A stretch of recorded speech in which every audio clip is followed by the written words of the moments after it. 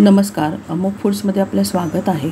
आज आपण करणार आहोत फणसाची भाजी। हा कच्चा फणस आहे आणि हा छोटा आहे, हाता एवढाच आहे। इथे मोठा दिसत असेल पण हा छोटाच फणस आहे। याचे आपण गोल गोल तुकडे करून घेऊया आणि वरचं साल काढून टाकूया।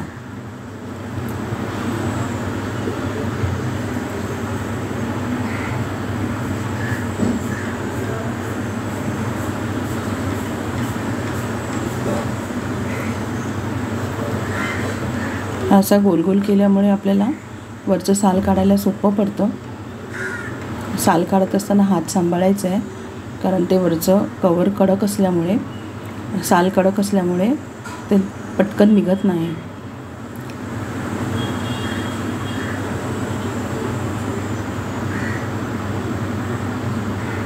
या सीझनमध्ये हा भाजीवाल्याकडे पण सहज मिळतो। असा हा आपण कापून घ्यायचा आहे आणि याचे छोटे छोटे तुकडे करायचे आहेत।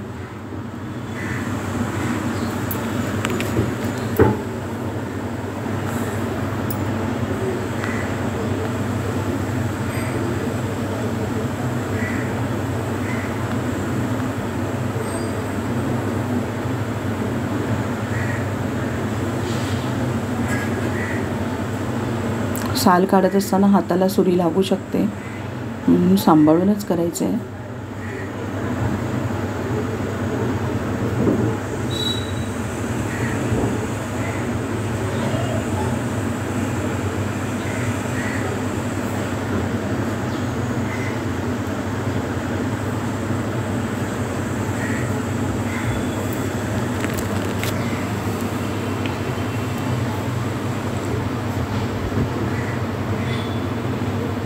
अशा प्रकारे सगळ्या फणसाचे तुकडे करून घ्यायचे आहेत आणि आता हे मी पाणी घालून शिजवून घेणार आहे। आपण याच्यावर झाकण ठेवून हे शिजवून घेऊया। हे कुकरमध्ये लावलं तर आणखी सोपं काम होईल, की ते जास्त चांगलं शिजेल, मऊ होईल ते। पण इथे मी कुकरमध्ये नाही लावत आहे, इथे असंच शिजवून घेते। हे शिजवून झालेलं आहे, काढून घेतलं आहे आणि हे आपण बारीक करून घ्यायचे आहे। आता हे गरम असल्यामुळे मी फोकने करते, नाही तर हातानेही आपण केलं तर चालणार आहे।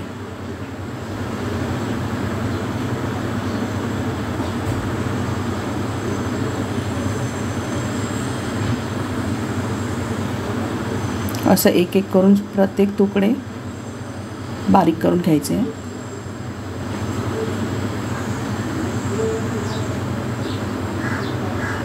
अशा प्रकारे फणस बारीक करून घ्यायचे आहे।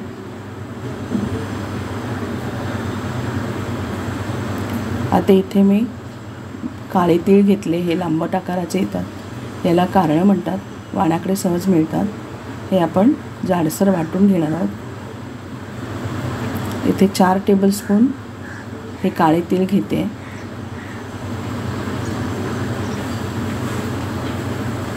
आणि 2 टेबलस्पून धणे घेते आणि हे सगळं जाडसर वाटून घ्यायचं आहे। मिक्सरमध्ये जाडसर वाटून घेतलं आहे। हे आपण फणसात टाकणार आहोत आणि त्याच्याबरोबर आपण मसाले घालूया। अर्धा चमचा हळद घातली आहे, 2 चमचे मिक्स मसाला घातला आहे, मी संडे मसाला वापरते, चवीप्रमाणे मीठ घातलं आहे आणि 1 लिंबा एवढी चिंच घेतली आहे, त्याचबरोबर चिंचेच्या दुप्पट गूळ घेतला आहे आणि हे सगळं व्यवस्थित मिक्स करून घ्यायचं आहे। फणसाला सगळीकडे लावून घ्यायचं आहे।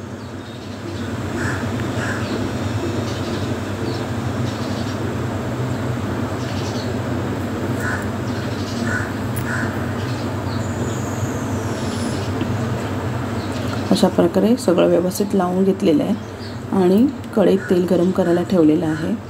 याच्यामध्ये आपण 15 ते 20 लसूण पाकळ्या घालायच्या आहेत। लसूण पाकळ्या थोडा जास्तच घालायच्या, ठेचून घातल्या आहेत आणि या गुलाबीसर होईपर्यंत तेलात भाजून घ्यायच्या।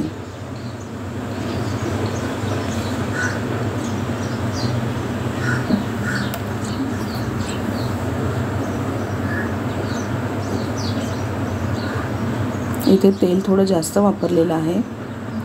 लसूण चांगला गुलाबी झाला आहे, याच्यामध्ये आपण फणसाचं मिश्रण घालूया।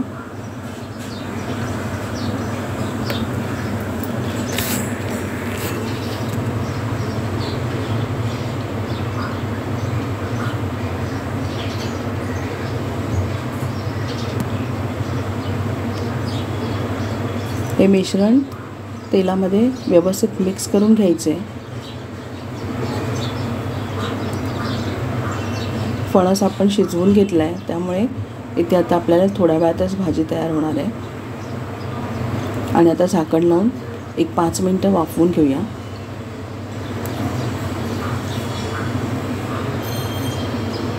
भाजी वाफवून झालेली आहे. पुन्हा एकदा मिक्स करून घेऊया.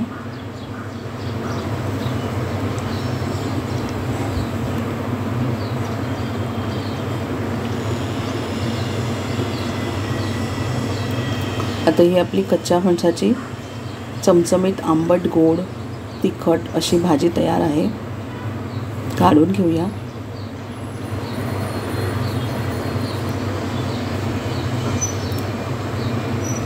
अशी छान अशी आंबट गोड तिखट चमचमीत भाजी तयार आहे.